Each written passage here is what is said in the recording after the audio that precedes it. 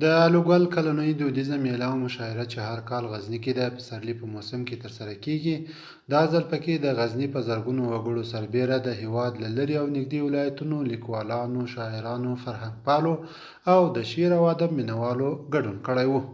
داسې مشاعرې او میلې د ادب، هنر او فرهنګ د غنامندۍ لپاره خورا ښې بهانې دي. په دې مشاعرو کې له بېلابېلو ولایتونو شاعران، لیکوالان، ادیبان، ترانه ویونکي ګډون کوي.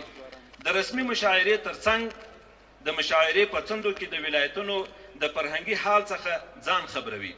د شته قومونو د اتحاد او یووالي سبب وګرځي. همدارنګه شاعران او لیکوالان هغه د شعر په ژبه خدای نخواسته که په ټولنه کې کومې ناخوالې وي هغه تر ولسه ورسوي او یو قسم راحت او دغه پکې رانغښتوي.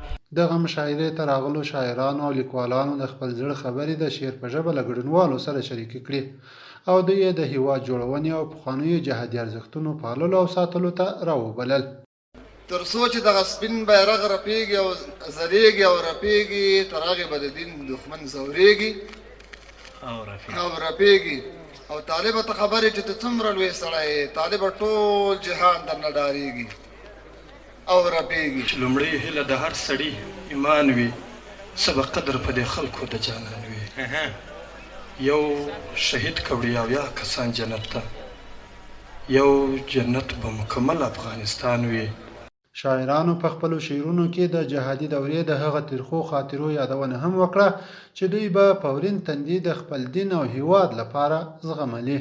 انقلاب څه د هجر سختې شپې وې، په غازي هیواد له هرې خوا حملې وې. زموږ چم یې په سره اور کې نیولی، د فضا پر مخ بې 250 سپرې وې. الوچې د غزني یو له مهمو میوو څخه ګڼل کېږي. د مسؤلینو په باور که له یوې خوا دغه مشاعره د شعر، ادب او فرهنګ د ودې او بډاینې لپاره یوه ښه وسیله او بهانه ده، له بلې خوا یې موخه دغه خوږې او ګټورې میوې ته د پانګوالو او تجارانو پام اړول دي.